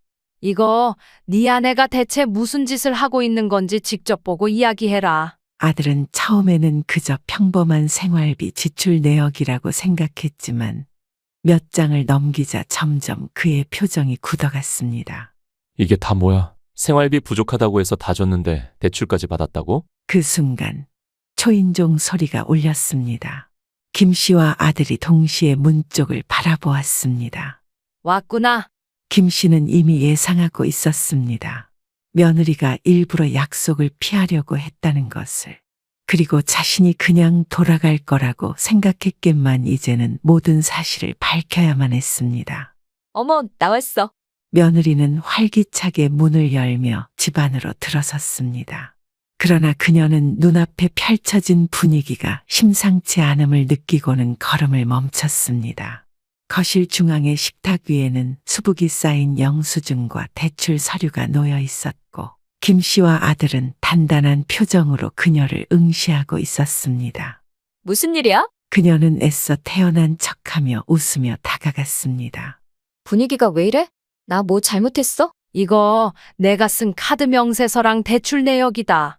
내가 돈을 어디에 쓰고 있었는지 다 적혀 있더라. 며느리는 순간 얼굴이 하얗게 변했습니다. 하지만 이내 애써 태어난 표정을 지으며 웃음을 지어 보였습니다. 어머님, 그거야 뭐 그냥 좀 모자라서 그런 거예요. 생활하다 보면 돈이 예상보다 더 많이 들잖아요. 나중에 갚으면 되죠. 피부과에 수백만 원을 쓰고 요가 회원권을 결제하는 게 내가 말하는 모자란 생활비냐? 아, 그건 그냥 가끔 기분 전환으로. 그리고 오빠도 돈 잘 벌잖아요. 이 정도는 충분히 감당할 수 있는 수준 아닌가요? 충분히 감당할 수준이라고? 내가 이걸 알고도 가만히 있을 거라고 생각해? 매달 400만 원 넘게 생활비를 줬는데 그걸로도 모자라서 대출까지 받아?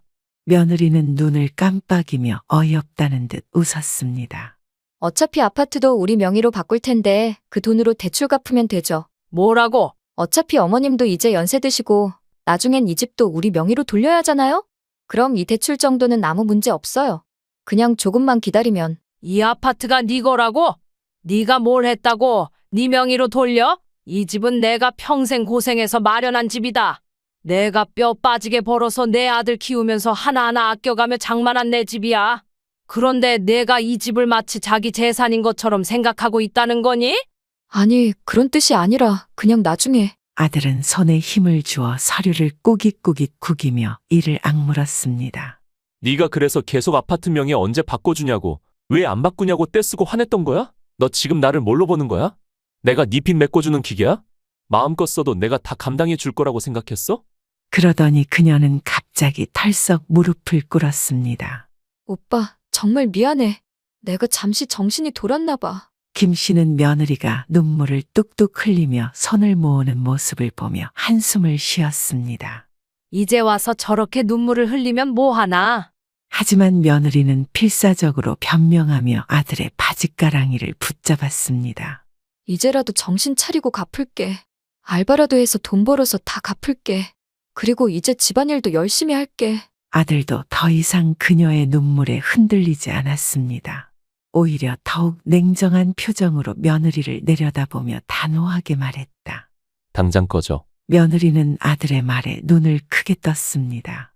뭐라고? 아들은 그녀의 손을 강하게 뿌리쳤습니다.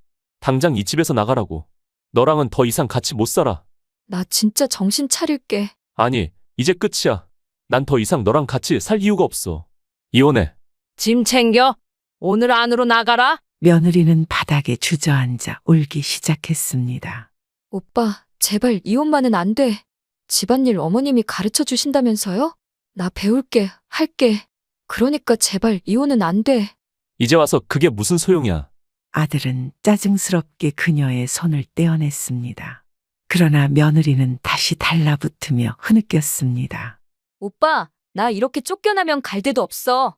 며느리는 김 씨를 바라보며 더욱 애원하듯 손을 모았습니다. 어머님이 오빠한테 잘 좀 말해주세요.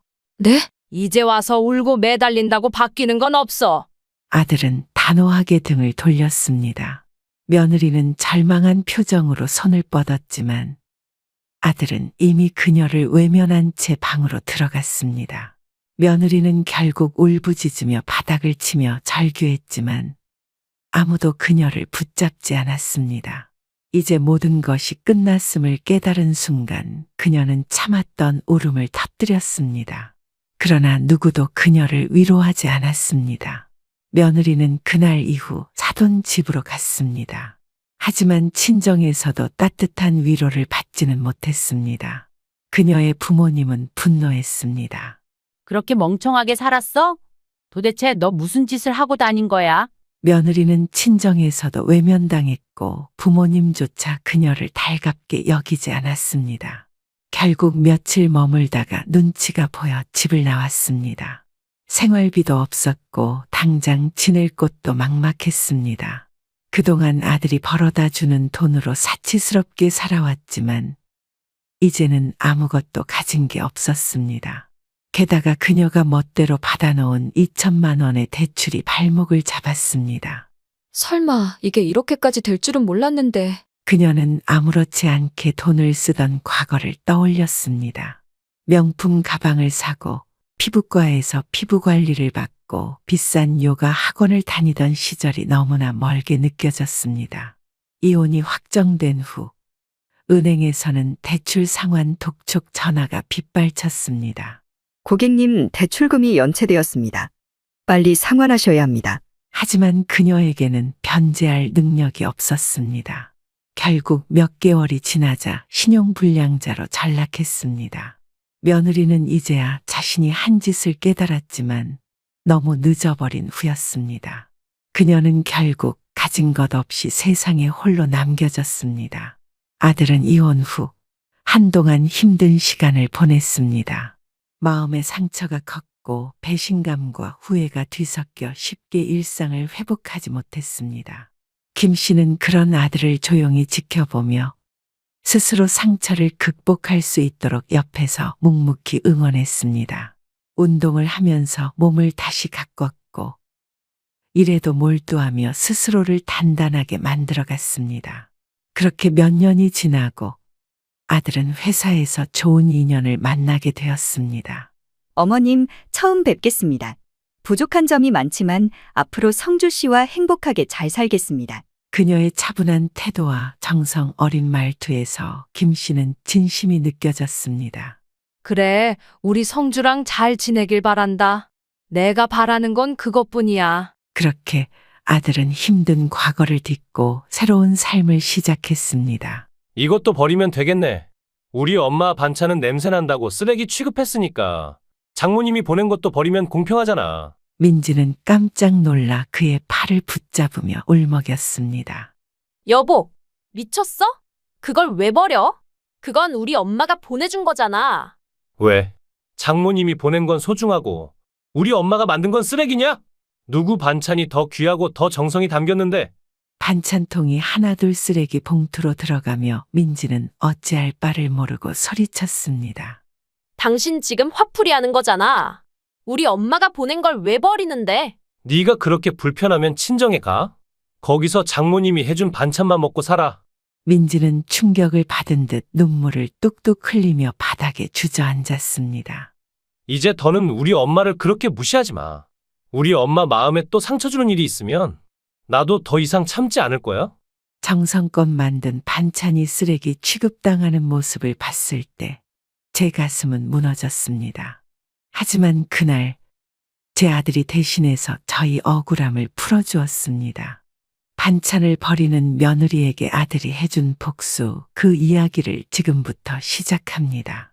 천안의 작은 시골 마을에서 사는 72세 박할머니는 새벽부터 일어나 집안일을 마치고 대문 앞에 나섰습니다.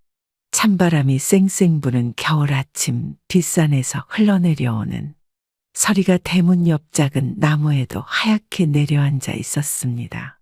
그때였습니다. 띵동. 벨소리와 함께 박할머니는 깜짝 놀라 고개를 들었습니다. 대문 밖에서 누군가 목청을 높였습니다. 택배요.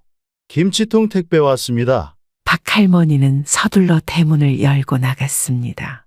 그곳엔 낯익은 택배기사 아저씨가 추위에 코를 훌쩍이며 서 있었습니다.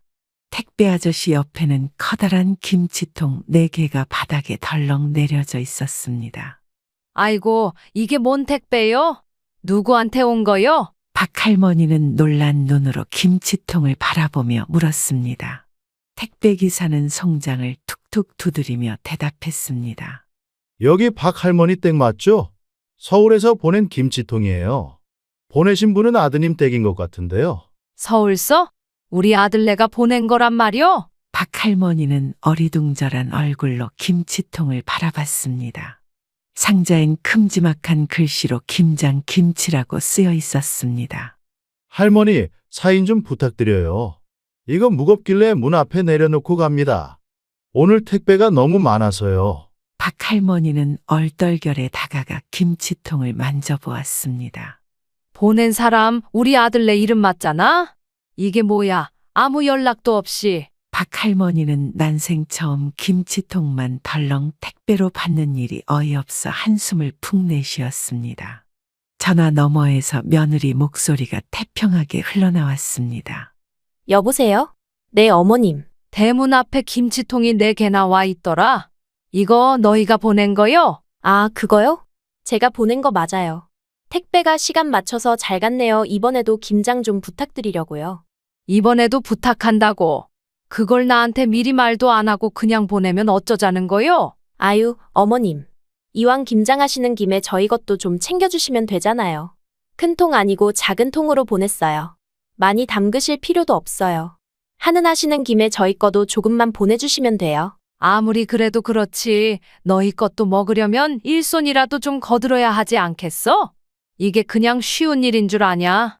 나 혼자 이거 다 절이고 버무리고 하느라 몸이 쑤시는데 매년 이렇게 얻어먹니? 어떡하죠? 저희도 시간을 내보려고 했는데 갑자기 일이 이것저것 겹쳐서요. 저도 병원 일로 정신없고 오빠도 회사 일 때문에 시간 내기 힘들어요. 내년에 여유가 되면 도와드릴게요. 그 말이 작년에도 그랬고 재작년에도 그랬다. 아니, 바쁜 건 알겠는데 내가 지금 마을 사람들하고 같이 김장하는 거거든. 여기 다들 손잡고 하느라 정신없어. 다들 자기네 자식들이 와서 거들어준다고 난리여. 너희만 매년 이러면 내가 얼마나 무안하냐. 어머님, 그런 걸로 왜 무안해하세요? 원래 마을 사람들끼리 나누고 그렇잖아요, 시골은. 나도 이제는 몸이 예전 같지가 않아. 올해는 정말 힘들다. 너희 둘도 내년에는 제발 좀 시간을 내봐라. 응? 네, 어머님. 알겠어요. 내년엔 꼭 도와드릴게요. 올해도 부탁드려요. 오빠가 특히 김치 너무 좋아해서요. 고생 많으세요, 어머님. 박할머니는 수화기를 든 채 멍하니 서 있었습니다. 순간 울컥하는 감정이 치밀어 올랐지만 꾹 참았습니다. 바쁘단 말 한마디면 다 되는 게 아니지. 내가 무슨 김치 공장도 아니고. 할머니는 텅 빈 김치통들을 바라보며 깊은 한숨을 내쉬었습니다. 마당 한켠에선 마을 사람들이 모여 배추를 절이는 소리가 요란했습니다. 여기저기선 웃음소리도 들리고 김장 담그는 일손을 돕느라 바삐 움직이는 모습들이 보였습니다. 하지만 그 와중에도 박할머니는 혼자였습니다. 양념을 만들 고춧가루 양념장을 김칫솔을 담을 대야가 땅에 놓였습니다. 배추를 꺼내와 양손으로 배추 사이사이를 정성스럽게 양념을 바르기 시작했습니다.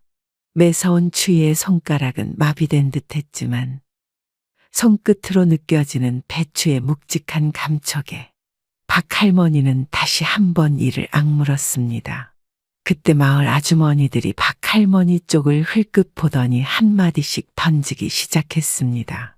아이고, 박할머니네는 매년 혼자서 김장을 하니 참 힘들겠어. 아들이며 며느리가 그렇게 바쁜갑제? 한 번도 도와주러 오는 걸 못 봤구먼. 그러게 말이야. 다들 김장철 되면 며느리 손도 붙잡고 하는디. 이렇게 혼자 고생을 사서 하니 원. 말끝마다 쯧쯧 혀를 차는 소리가 섞였고 박할머니는 애써 웃으며 대답했습니다. 바빠서 그런 거지요. 젊은 애들이 얼마나 할 일이 많다고요. 겉으로는 대수롭지 않다는 듯 말했지만 박할머니의 속은 쓰려왔습니다. 배추 한 포기 한 포기의 정성을 담고 있지만 그 뒤에 쌓인 외로움과 서운함은 숨길 길이 없었습니다. 말끝을 흐리며 고개를 숙인 박할머니는 다시 고춧가루 양념을 버무리기 시작했습니다. 몇 달 후 박할머니는 아들의 생일을 며칠 앞두고 설레는 마음의 장을 보기 시작했습니다. 시장 구석구석을 돌아다니며 가장 신선한 채소와 고기를 골랐습니다. 우리 현우 생일인데 내가 좋아하는 반찬 잔뜩 해가야지. 김치도 맛있게 익었고 장조림은 고기 좋은 걸로 해야지. 비닐봉지 가득 재료를 들고 집으로 돌아온 박할머니는 곧바로 손을 걷어붙였습니다. 밤새도록 불을 켜고 요리를 하기 시작했습니다. 고기 장조림을 조리느라 냄비에서 김이 모락모락 피어오르고 고구마는 노릇노릇 구워져 먹음직스러워졌습니다. 김치는 예쁘게 잘 익었고 된장국에는 직접 키운 시래기를 듬뿍 넣었습니다. 한숨과 함께 작은 기대를 품으며 박할머니는 커다란 반찬통에 꽉꽉 채워 준비했습니다. 아들의 생일날 박할머니는 이른 아침부터 버스를 타고 아들네 집으로 향했습니다. 무거운 가방을 양손에 들고도 얼굴에는 잔잔한 미소가 번졌습니다. 현관문을 두드리자 며느리 민지가 나왔습니다. 어머님, 오셨어요? 그래, 현우 생일인데 내가 반찬 좀 가져왔어. 박할머니는 곧장 부엌으로 향해 가방을 풀었습니다. 반찬통을 하나씩 꺼내며 식탁 위에 올려놓자 고소하고 달큰한 냄새가 방 안을 가득 메웠습니다. 우리 현우 생일인데 먹고 싶은 거라도 좀 있어야지. 김치도 가져왔고 장조림이랑 고구마 조림도 해왔어. 어머, 어머님 둘이 사는데 반찬을 뭐 이렇게 많이 하셨어요? 냉장고에 들어갈 자리도 없는데. 있으면 두고두고 꺼내 먹으면 되지. 그렇게 많은 양도 아니야. 이거 금방 먹어. 아들은 흐뭇한 얼굴로 말했습니다. 엄마 고마워요. 장조림 이거 제가 제일 좋아하는 거잖아요. 어머님, 정말 많이 가져오셨네요. 이렇게까지 고생 안 하셔도 되는데. 고생은 무슨. 내가 우리 아들 생일인데 이 정도는 해야지. 저녁 시간이 되자 온 가족이 식탁에 둘러앉았습니다. 박할머니가 정성껏 준비한 반찬들이 식탁을 가득 메웠고 아들은 젓가락을 들며 감탄했습니다. 식사를 시작하자마자 아들은 반찬을 맛있게 먹으며 연신 칭찬했습니다. 엄마, 이거 정말 맛있네요. 장조림이 입에서 살살 녹아요. 그러나 그 옆에서 며느리 민지는 젓가락을 들었다 놨다 하며 반찬을 이리저리 옮길 뿐 제대로 먹지 않았습니다. 민지는 된장국을 한 숟가락 떠먹고는 얼굴을 찡그리며 작은 목소리로 중얼거렸습니다. 아, 된장 맛이 좀 강하네. 이거 너무 진한 거 아니야? 그러더니 총각김치를 집어든 민지는 입술을 오므리며 살짝 베어 물고 바로 내려놓았습니다. 어머님, 이 김치가 좀 짜네요. 저희는 요즘 싱겁게 먹으려고 하거든요. 아이고, 다음엔 좀 덜 짜게 만들어야겠구나. 우리 집은 늘 이렇게 먹어와서. 민지야, 엄마가 우리 위해서 고생하신 거야. 좀 덜 짜게 먹고 싶으면 물에 헹궈 먹으면 되잖아. 민지는 입을 삐죽거리며 대꾸했습니다. 저는 간이 좀 싱거운 걸 좋아하거든요. 박할머니는 그 말을 듣고 속으로 조금 서운했지만 꾹 참았습니다. 우리 집은 늘 이렇게 먹다 보니 너희 입맛에 맞춰야지. 식사를 마치고 남은 반찬들은 다시 반찬통에 담겨 냉장고로 들어갔습니다. 박할머니는 설거지를 마치고 잠시 소파에 앉아 쉬었습니다. 오랜만에 아들과 며느리 집에서 자고 가기로 한 터라 박할머니는 마음이 편안했습니다. 어머님, 오늘은 여기서 주무시고 가시는 거죠? 그래, 아들 얼굴도 더 보고 싶고 자고 가도 되겠니? 아, 당연하죠, 어머님. 작은 방에 이불 깔아뒀으니까 거기서 주무시면 돼요. 아이고, 이불이 좀 얇네. 그래도 주는 대로 덮고 자야지. 아, 그렇네요. 하나 더 깔아드릴게요. 박할머니는 살짝 놀란 표정으로 며느리를 바라보았습니다. 아이고, 아니야. 이 정도면 됐어. 신경 안 써도 된다니까. 괜찮아요, 어머님. 그래도 새벽엔 더 추워질지도 모르니까요. 이불 하나라도 더 덮으셔야 감기 안 걸리시죠. 민지의 행동에 박할머니는 잠시 멈칫하며 마음이 약간 누그러졌습니다. 그래, 고맙다. 내가 괜히 민폐를 끼치는 것 같아서. 아니에요, 어머님. 제가 신경을 덜 써서 죄송해요. 이제 푹 주무세요. 박할머니는 자다 깬 몸을 이끌고 작은 이불을 걷어냈습니다. 피곤해서 금방 잠이 들었지만 귀가 밝은 그녀는 작은 소리에도 잠이 깼습니다. 뭐야, 부엌에서 누가 뭘 하는 소리야? 시간을 보니 새벽 1시. 시계 바늘은 깊은 밤을 가리키고 있었습니다. 할머니는 소변이 마렵기도 했지만 그 부시럭거리는 소리가 이상하게 신경을 건드렸습니다. 저 시간에 누가 부엌에 있단 말이야? 애들인가? 아휴, 비닐 소리가 시끄러워서 영 신경이 거슬리네. 살금살금 문을 열고 나가보니 부엌 쪽에서 희미한 불빛이 새어나오고 있었습니다. 조용히 복도를 따라 걸음을 옮기던 박할머니는 문득 발걸음을 멈췄습니다. 부엌에서 들리는 비닐봉투를 만지는 소리, 무언가를 꺼내는 소리가 귀에 선명하게 들렸습니다. 조용히 부엌 문 앞에 섰을 때 할머니의 눈은 충격적인 광경을 마주했습니다. 며느리 민지가 부엌 냉장고를 열어 반찬통을 하나씩 꺼내고 있었습니다. 민지의 얼굴은 무심하고 피곤해 보였지만 그녀는 반찬통 뚜껑을 열어 확인한 뒤 쓰레기 봉투에 던지듯 버리고 있었습니다. 아우, 무슨 냄새가 이렇게 심해? 냉장고 냄새 다 배잖아. 대체 뭘 넣은 거야? 민지가 혼잣말을 내뱉으며 반찬통을 비우는 모습에 박할머니는 몸이 얼어붙었습니다. 그녀는 김치통과 장조림통을 꺼내 봉투 안에 밀어 넣었고 심지어가 삶아 넣은 고구마 조림도 그대로 버리고 있었습니다. 그걸 왜 버리니? 어머님, 안 주무셨네요? 이 시간에 왜 깨셨어요? 민지는 놀란 듯 몸을 돌리더니 황급히 봉지를 감추려고 뒤로 밀며 웃어 보이려 했지만 입꼬리는 떨리고 있었습니다. 너 지금 뭐 하는 거야? 죄송해요. 어머님, 냉장고에 넣어두기만 해도 냄새가 너무 강하게 배고 음식이 너무 많아요. 제가 정리하려던 거예요. 내가 정성껏 만든 걸 왜 이렇게 버리니? 이게 얼마나 귀한 건데 아들 입에 넣어주려고 힘들게 만든 건데. 어머님, 저희 입맛에는 좀 안 맞아요. 이런 반찬 너무 짜고 기름져서요. 이렇게 많이 가져오셔도 저희가 다 먹지를 못하잖아요. 내가 얼마나 힘들게 만든 건데 얼마나 정성을 쏟았는 줄 알기나 하니? 어머님, 저도 죄송한 건 아는데요. 이렇게까지 많이 가져오시면 냉장고에 둘 데도 없고 저희는 먹지도 못해서 버릴 수밖에 없어요. 제가 미리 말했어야 했는데.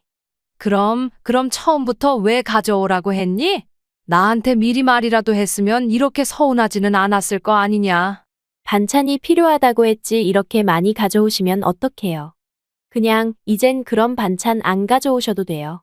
부엌에선 민지가 마지막 남은 반찬통을 비닐 봉투에 담는 소리가 무심하게 퍼졌고 박할머니는 그 자리에 멈춰서서 손끝만 떨고 있었습니다.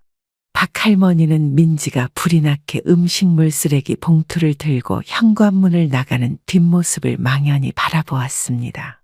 그리고 잠시 후 쓰레기 봉투를 버리고 돌아온 며느리의 태어난 얼굴을 보자 더는 참을 수 없었습니다. 너 미쳤어? 그걸 진짜 버린 거야? 민지는 놀란 듯 멈칫하더니 애써 태어난 청마를 돌렸습니다. 네? 방금 말씀드렸잖아요. 내가 그걸 쓰레기처럼 버려? 시모가 만만하니? 내가 이렇게까지 무시당해도 되는 사람이야? 그런 뜻이 아니에요. 앞으로는 그냥 아무것도 가져오지 마세요. 반찬 가져오지 말라고 하면 서운해 하실까봐 그랬어요. 지금 걱정하는 척하면서 나를 이렇게 무시하는 거냐? 민지는 어찌할 바를 몰라 얼굴을 붉히며 눈을 피했습니다. 순간 집안은 정적이 흘렀고 박할머니의 흐느끼는 소리만이 조용히 울려 퍼졌습니다. 내가 내 아들 아내로 들어온 지 얼마나 됐다고 이러는 거냐? 너 이 집에서 쫓겨나고 싶냐? 내가 만만해 보이니? 그 말에 민지는 깜짝 놀라며 눈을 동그랗게 뜨고 할머니를 바라보았습니다. 그녀는 손을 바쁘게 움직이며 당황한 기색이 역력했습니다. 어머님, 그런 게 아니에요. 왜 그렇게 화를 내세요? 제가 잘못했어요. 죄송해요, 어머님. 박할머니는 문을 사귀지 못한 채 방으로 들어가 이불을 덮었었습니다. 하지만 도저히 잠이 오지 않았습니다. 온갖 생각이 머릿속을 떠다니며 가슴이 답답하게 조여왔습니다. 내가 무슨 잘못을 했다고 이렇게 대접받아야 하나? 내가 늙어서 만만하게 보이나? 박할머니는 새벽녘이 되자 조용히 방을 나섰습니다. 아무도 깨지 않도록 발소리를 죽이며 작은 가방만 챙긴 채 현관문을 열었습니다. 밖은 아직 어둑어둑했지만 차가운 새벽바람이 그녀의 마음을 더 시리게 만들었습니다. 여기 더 있다가는 내 속만 썩겠어. 그렇게 박할머니는 동네 버스정류장으로 향했고 고속버스에 몸을 실었습니다. 창밖으로 비치는 새벽 풍경을 바라보며 박할머니는 깊은 한숨을 내쉬었습니다. 내가 바보지. 괜히 와서 이런 꼴을 보고 나도 내 마음 편하게 살아야겠어. 한편 아들은 늦게까지 자다가 이상한 기척에 눈을 떴습니다. 마침 창밖으로 햇살이 비치기 시작할 무렵이었습니다. 아들은 일어나자마자 어머니가 머물던 작은 방으로 가보았습니다. 엄마? 엄마, 아직 주무세요? 하지만 방은 텅 비어 있었고 깔아두었던 이불은 가지런히 정리되어 있었습니다. 그제야 아들은 심상치 않음을 느꼈습니다. 이게 뭐야? 엄마 어디 갔지? 당황한 아들은 곧바로 민지에게 물었습니다. 여보, 우리 엄마 어디 갔어?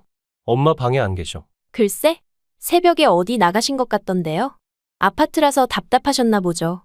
그 말에 아들은 더욱 이상한 낌새를 느꼈습니다. 곧장 휴대폰을 꺼내 어머니에게 전화를 걸었습니다.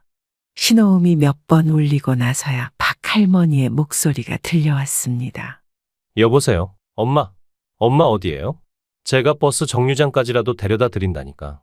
아침도 안 드시고 왜 이렇게 급하게 나가셨어요? 박할머니는 한숨을 내쉬며 담담하게 대답했습니다. 집으로 가는 길이야. 너네 집에 더 있으면 나만 속상할 것 같아서 새벽에 나왔어. 아들은 당황하며 목소리를 높였습니다. 무슨 말이에요? 무슨 일 있었던 거예요? 왜 갑자기 가시는 건데요? 아무것도 아니야. 그냥 이제 나도 힘들어. 너희한테 더는 번거로워지기 싫어. 나 걱정 말고 잘 살아. 아들은 그제야 심각함을 느끼고 목소리가 더 다급해졌습니다. 엄마, 제발 말 좀 해줘요. 민지랑 무슨 일 있었던 거예요? 뭐가 불편했어요? 하지만 박할머니는 더 이상 대꾸하지 않고 전화를 끊었습니다. 혼자 남겨진 아들은 벽에 기대어 한숨을 내쉬었습니다. 그리고 곧장 민지를 돌아보며 묻습니다. 너 엄마한테 무슨 말 했어? 엄마 왜 갑자기 가신 거냐고. 민지는 어색하게 웃으며 얼버무립니다. 아니, 난 모르지. 내가 잘못한 것도 없는데 왜 나한테 그래? 말 돌리지 마. 엄마가 왜 새벽에 아무 말 없이 나가셨어야 하는데? 도대체 무슨 일이 있었던 거야? 아들이 화를 내며 추궁하자 민지는 당황하며 말을 더듬었습니다.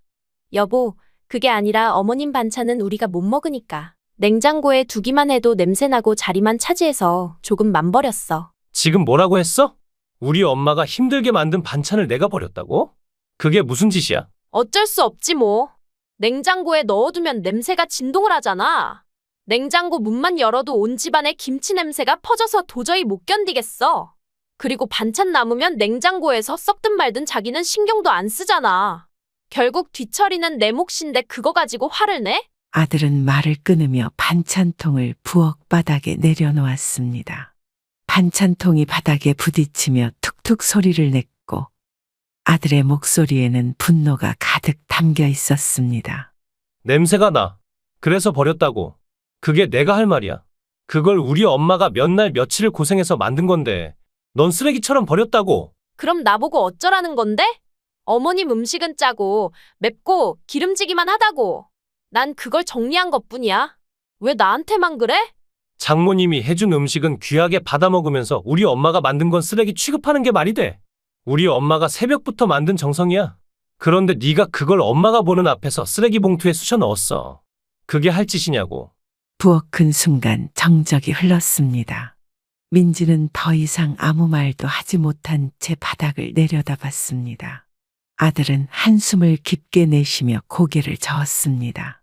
아들은 주먹을 꽉 쥔 채 냉장고 문을 열어젖혔습니다. 그의 얼굴에는 참을 수 없는 분노와 실망이 가득했습니다. 좋아, 그럼 보자. 우리 엄마 반찬이 그렇게 냄새나고 못 먹을 것 같았어? 그러더니 냉장고 안에 가지런히 놓여있던 장모님이 보낸 반찬통을 하나씩 꺼내기 시작했습니다. 김치, 오이무침, 각종 반찬들이 그의 손에 들리자마자 쓰레기 봉투로 던져졌습니다. 이것도 버리면 되겠네. 우리 엄마 반찬은 냄새난다고 쓰레기 취급했으니까 장모님이 보낸 것도 버리면 공평하잖아. 민지는 깜짝 놀라 그의 팔을 붙잡으며 울먹였습니다. 여보, 미쳤어? 그걸 왜 버려? 그건 우리 엄마가 보내준 거잖아. 왜? 내 엄마가 보낸 건 소중하고 우리 엄마가 만든 건 쓰레기냐? 누구 반찬이 더 귀하고 더 정성이 담겼는데? 아들의 목소리는 떨리면서도 한없이 차가웠습니다. 반찬통이 하나둘 쓰레기 봉투로 들어가며 민지는 어찌할 바를 모르고 소리쳤습니다. 당신 지금 화풀이 하는 거잖아. 우리 엄마가 보낸 걸 왜 버리는데? 내가 그렇게 불편하면 친정에 가. 거기서 장모님이 해준 반찬만 먹고 살아. 민지는 충격을 받은 듯 눈물을 뚝뚝 흘리며 바닥에 주저앉았습니다. 쓰레기 취급하면서 아무렇지도 않게 버렸을 때 우리 엄마 마음이 어땠을지 생각이나 해봤어? 이제 더는 우리 엄마를 그렇게 무시하지 마. 우리 엄마 마음에 또 상처 주는 일이 있으면 나도 더 이상 참지 않을 거야. 아들은 문을 세게 닫고 거실로 나가버렸고 민지는 부엌 한가운데서 서럽게 울음을 터뜨렸습니다. 그날 밤 민지는 더 이상 참지 못하고 짐을 싸들었습니다. 옷가지를 대충 가방에 구겨넣고는 손에 들린 가방을 힘껏 움켜쥔 채 현관문을 나섰습니다. 며칠 후 아들은 어두운 얼굴로 박할머니의 집을 찾아왔습니다. 문을 열고 들어선 아들의 표정은 피곤하고 지쳐 보였습니다. 엄마, 아들은 한숨을 길게 내쉬며 조용히 말했습니다. 민지랑 이혼할 것 같아. 박할머니는 갑작스러운 아들의 고백에 잠시 멈칫했지만 이내 아무 말 없이 부엌으로 향했습니다. 뭔가를 말하고 싶었지만 꾹 참은 듯한 표정이었습니다. 아들은 말없이 식탁 앞에 앉았습니다. 박할머니는 주방으로 가서 김치 한 접시와 갓 끓인 된장국, 밥을 조심스레 상위에 올렸습니다. 김치의 붉은색과 된장국의 구수한 냄새가 식탁 위를 가득 채웠습니다. 그렇게 쉬운 게 부부 사이라면 나도 너희 아버지랑 100번은 이혼했겠지. 하지만 그때마다 밥 한 숟가락 뜨면서 다시 살아보자고 마음을 잡았단다. 아들은 아무 말도 하지 않았습니다. 그저 밥을 또 한 숟가락 떠서 조용히 입에 넣었지만 숟가락을 움직이는 속도가 느려졌습니다. 김치 한 입을 더 먹던 아들은 갑자기 숟가락을 내려놓으며 얼굴을 찡그렸습니다. 엄마, 나 요즘 속이 안 좋아. 밥도 제대로 못 먹겠어. 우리 아들 힘내라. 무슨 일이 있어도 엄마는 항상 내 편이야. 아들은 아무 말 없이 고개를 숙였습니다. 며칠 후 평소처럼 밭일을 하던 박할머니는 갑자기 몸이 휘청이며 눈앞이 핑 돌았습니다. 순간적으로 하늘이 어지럽게 흔들리는 듯했고 손에 쥐고 있던 호미가 땅에 떨어지며 툭 소리를 냈습니다. 아이고, 이게 왜 이러냐. 박할머니는 힘겹게 몸을 가누려 했지만 결국 무릎이 꺾이며 바닥에 주저앉고 말았습니다. 밭의 흙냄새와 차가운 바람이 어지러운 머릿속을 스쳐갔습니다. 할머니, 괜찮아요? 마침 옆밭에서 일을 하고 있던 이웃이 놀라서 달려왔고 서둘러 아들과 며느리에게 연락을 했습니다. 아들은 연락을 받자마자 곧장 병원으로 뛰어왔습니다. 숨을 헐떡이며 병실을 찾고 있는데 병실 안에서는 예상치 못한 광경이 펼쳐지고 있었습니다. 병실 문틈으로 본 아내 민지가 울면서 어머니의 손을 꼭 잡고 있었습니다. 평소 당당하고 차갑기만 했던 민지의 얼굴은 눈물이 흐르고 있었고 목소리는 떨리며 간절했습니다. 어머님, 죄송해요. 제가 너무 몰랐어요. 어머님이 해주신 반찬이 얼마나 귀하고 정성스러운 건지, 얼마나 우리를 생각하셨는지 너무 늦게 깨달아서 죄송해요. 어머님이 그때 얼마나 서운하셨을까. 박할머니는 흐릿한 눈으로 천장을 바라보다가 민지의 울먹이는 목소리를 들으며 천천히 눈을 떴습니다. 얼굴에는 피곤함이 가득했지만 그녀의 입가에는 작게 미소가 번졌습니다. 됐다, 아니다. 이제라도 내 맘을 알아줘서 고맙다. 다시는 그런 일 없을 거예요.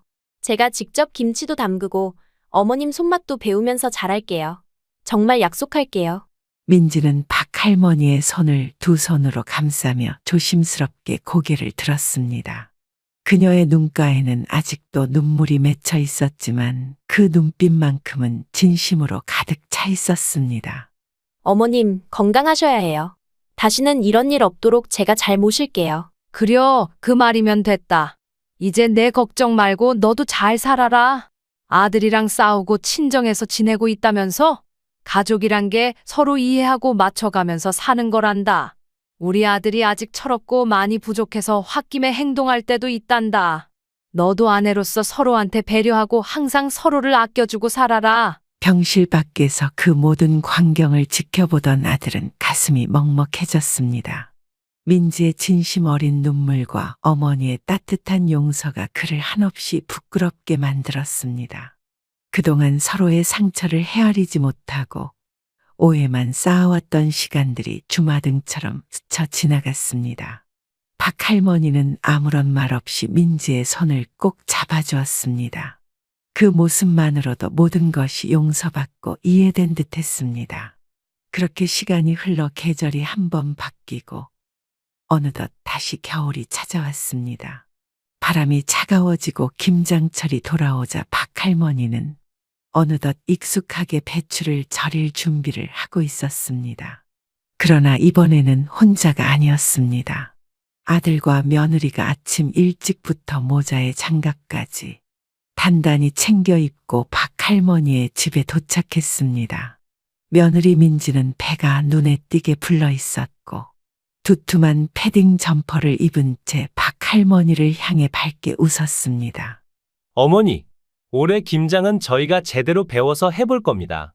걱정 마세요. 박할머니는 며느리의 얼굴을 바라보며 미소를 지었습니다.